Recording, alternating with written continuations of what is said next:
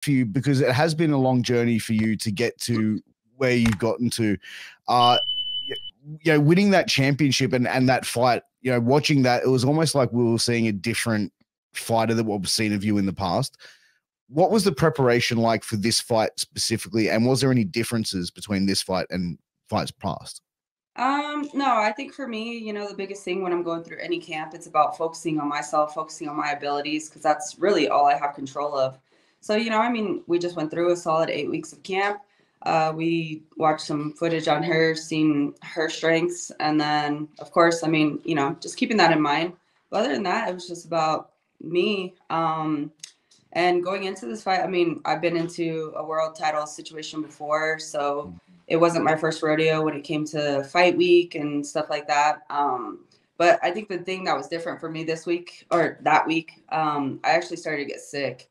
And I had a really hard time, that was an interesting dynamic. I woke up Saturday morning and Tisha, she was just like, "Good morning, happy fight day." And normally, as athletes, we're getting ready to go into a fight. You have all this emotion, the excitement, the nerves, it's just a roller coaster.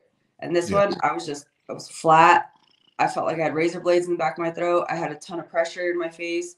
My body, I already had body aches and I was like, oh, this is not going to be good. I was spitting up all this mucus. So when Tisha woke up and she just had all this excitement, I looked at her and I was like, I don't feel good. And she freaked out. So the morning of the fight, I actually spent all morning trying to get my mind right, trying to get my body to feel better. My coach, the whole team, they took me there, up to the treadmill. So I'm sprinting on the treadmill because sometimes it's good to, sweat it out. Yeah. Well, initially I felt a little bit better. And then it was like, okay, let's go get some breakfast. And while we were at breakfast, all of a sudden my body crashed. It was whatever I had going on. It was one of those ones to where it was just like, okay, I actually needed to rest. So we're in the locker room and we're warming up. And now it's a running joke on the team because one of my coaches, I just looked at them and I was like, guys, I have no adrenaline. I feel so flat right now. And one of my coaches, he turns around and he's like, hey, I got something for that. And I think I was feeling like he had something magical, like it was going to work out. the magic pill or something, yeah. Yeah, he turned around and slapped me so hard. And everybody on the team just froze. And I took it in for a second and I looked at him and I'm like, did you just slap me? And he was like, that did not work out how I thought it was going to happen. I thought you were going to get so angry and it was going to be like, okay, good, go do that to her. And he's like, that didn't work. And I'm just staring at him. The coaches are silent. Duplessis and his wife are back there and they're just like, what just happened? And then all of a sudden everybody's like, let's pray. So we're saying our prayer and I'm just trying to figure out what happened. And we walked out there. We're in the octagon and I looked at the coaches and I was like, this is going to hurt. I was like, it's fine. We'll figure it out.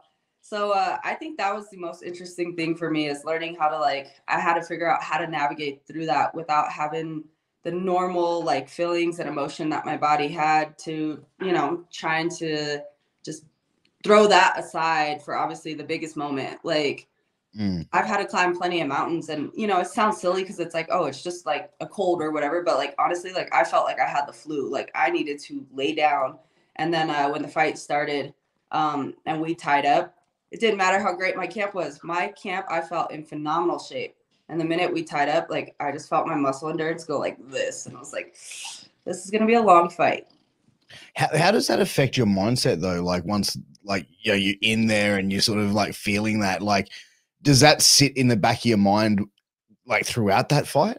For me, I knew as long as I just kept pushing a certain pace, she would eventually break. We knew that her biggest weakness would be her cardio. So if I could kind of just wear her out, then I would break her in that aspect and then be able to have dominant position on that. And that's pretty much what I was just focusing on. It was just okay, any little way to kind of wear her out and to kind of reserve the little bit of energy I had. And then it was terrible because we decided to stay in Canada. We booked our flights obviously prior. So we decided to stay in Canada for a couple extra days. And I was miserable the entire time. Tisha, my mom, and the baby, they're wanting to go shopping, do all the things. And I was laid out on the couch, just taking all kinds of medication, absolutely miserable. Oh God, that's horrible. I can't imagine what it would be like to actually go in there and actually have to fight another human being while just feeling just completely depleted of all energy as well. And then it was interesting, you know. I mean, the cool part is, you know, obviously being the world champion now, fighting again the next fight, especially the next fight, you know. I mean, I'm pretty sure it's going to be against Juliana, and it's a fight I've been waiting for a long time. So that's just going to, I feel naturally for both of us, it's going to drag out a different side of us, and it'll play for a super exciting fight. But yeah, it was an interesting mountain to climb, to say the least. Like, I'm super proud of myself for going through and, you know, just getting through it and accomplishing that ultimate goal. And now on to the next. 100%. And